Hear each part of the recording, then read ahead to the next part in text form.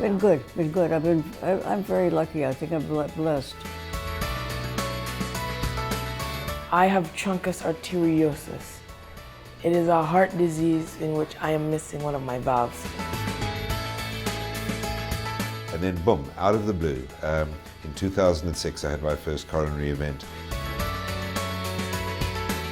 Within the next 12 hours, they had found what the problem was that I'd had, what they thought was 4 blockages.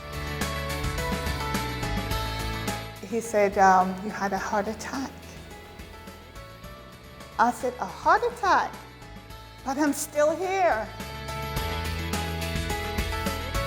I actually have 6 stents in me, and I had bypass surgery in 2016, quadruple. Then they put in an aortic valve, all metal, both. So the biggest problem I have is airports.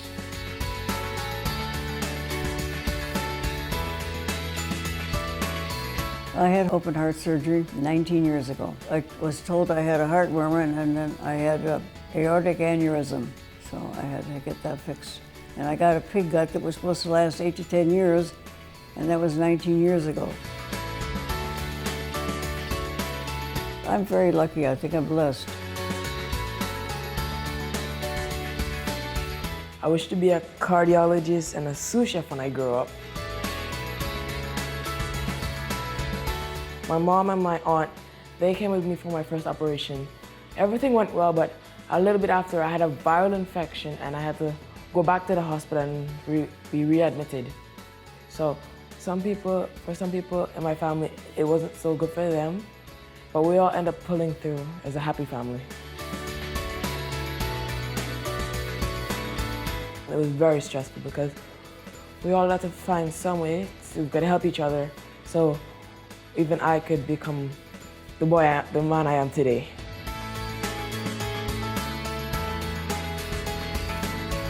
Well, I just live a normal life. Yep, I exercise, but mainly walking. But you know, I swing arms and things, but walking is very important. I think it's very important that people be aware of their bodies. Yes. They don't take their bodies for granted. Body's not made like that. They need to get rest, regular exercise, and proper nutrition. So it's very important what we put into our bodies and how we live.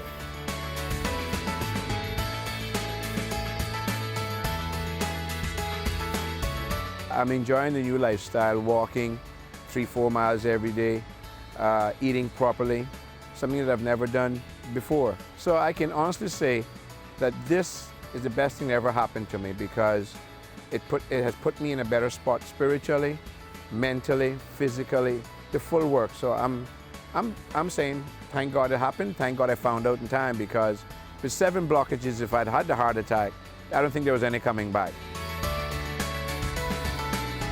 There's no doubt that I'm a walking miracle. Praise be to God.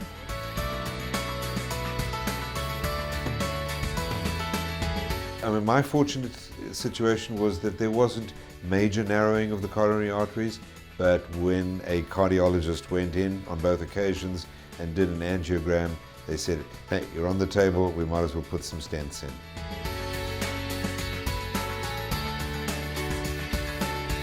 He saw where I had 5 arteries that were 99% blocked, including my 2 major arteries.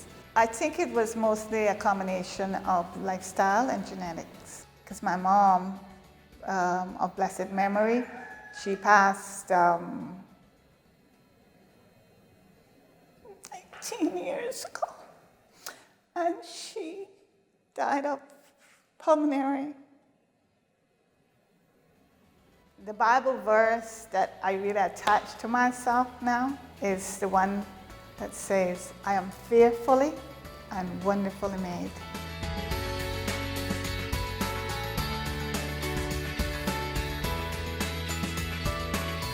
So it can happen to anybody. You don't have to be overweight. You know, you really have to know your body, and you have to listen.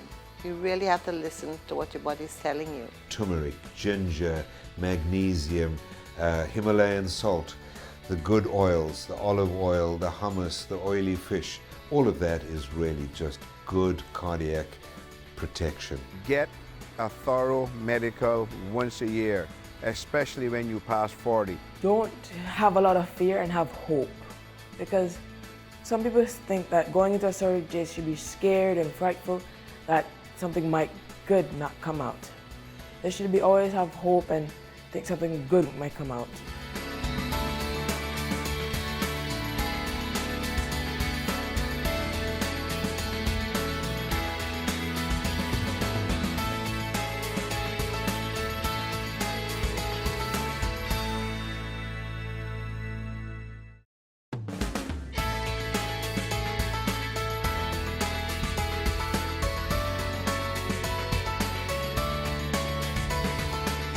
I was born with a hole in my heart. At 8 days old, we were air ambulanced to Miami Children's. And as soon as we got there, his cardiologist over there discovered on the echo that he had a hole in his heart. My first open heart surgery was 1 month. It was 1 month old. It was scary.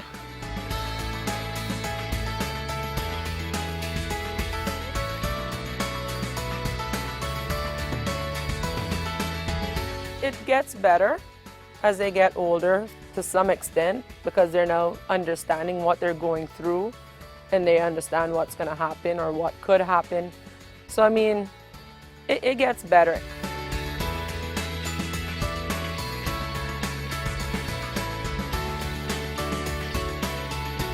He does like swimming, boating, fishing, and other stuff like that. It's just that I try to keep him away from the contact sports because little kids are rougher, you know, so not trying to punish him or anything, but just keep him here.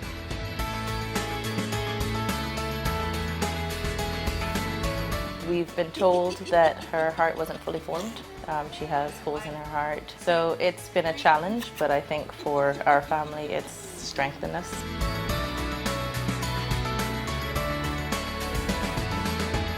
She had her first surgery at 4 days old.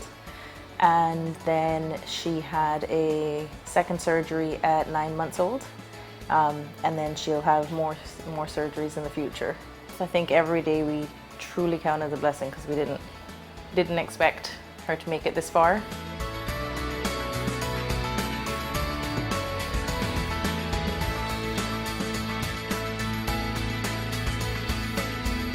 It crosses your mind daily. You know, her condition and what will happen, what will the future hold.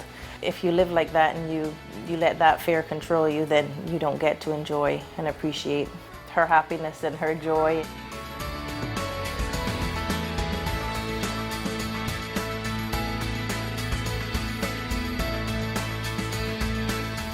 The doctors told us to treat her as any other child, treat her as a normal child, and she certainly has all the characteristics of a normal child. She can be cheeky, happy, miserable when she wants.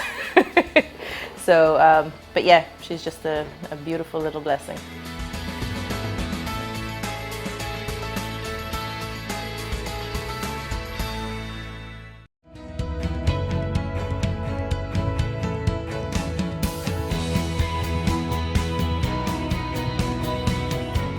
Thing on the angiogram, it was blocked all over the place. He ended up giving me 6 bypasses in a 16-hour operation or something.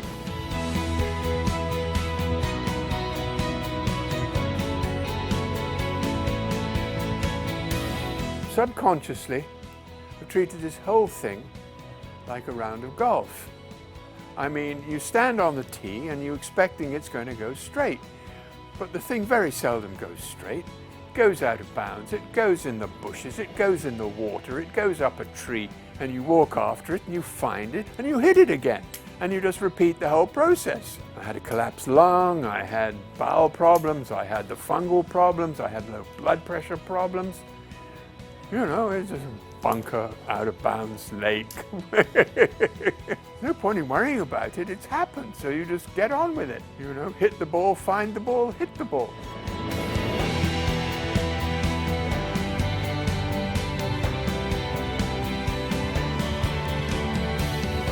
had my 16-hour operation, and I'm still ticking, like a Timex, you know. Takes a licking, but keeps on ticking.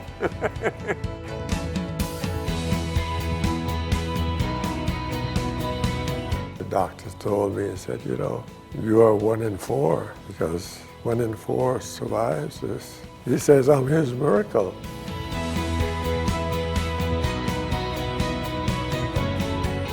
They had to renew my whole, the root system for my heart, which is not an easy thing to do.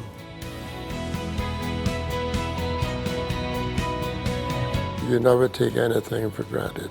There's lots of things that I can't do, and I try to conserve and be limited to what I do. I'm a walking miracle.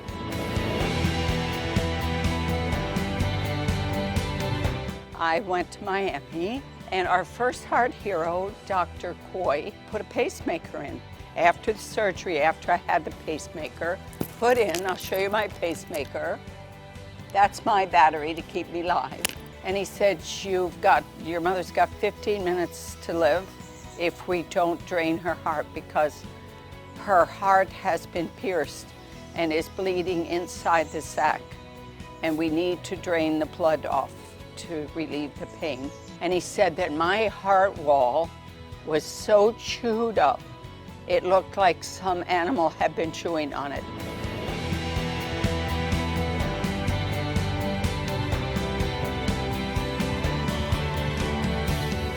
Definitely an ongoing journey. I have to pray many mornings to get out of bed, because I've also got some other issues. I had polio, and sometimes as you get older, it comes back. It's called post-polio syndrome. And so some people that had that, and so some mornings I really struggle to have to get out of bed. And then I have two voices. One says, oh, I can't do it, and the other one says, get your butt up, girl, and go.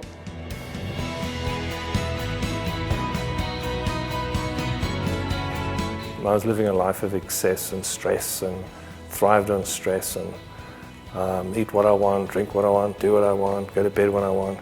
And I just thought that it was stress and it had caught up with me. Some of the changes I think have to be consciously made and put a lot of effort into, and some of them I think subconsciously, just slowing down, and just things that you would just run by and not take a look at, just stop and look at that rose or just look at that sunset a little longer, things that I was just too busy to do. Little things like I give my mom a hug, just hug for longer. Not that I don't think I want to hug her again, but maybe. Yeah, just take a little more interest in people and just listen to them a little bit more, and appreciating every day. So that's why I'm living right now, and I have to enjoy what today has right now.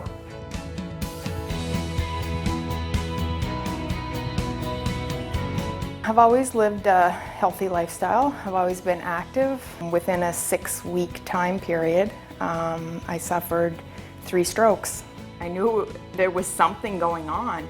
It didn't make sense to me that at 40, all of a sudden, I just started having strokes.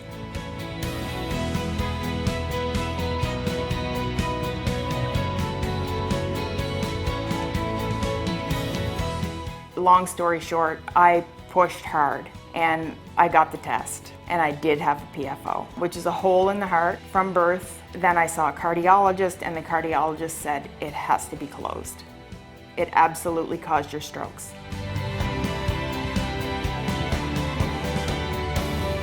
I remember one day they said, Mrs. Pershik, we're not going to help you get out of bed today. We're going to bring you a bedpan.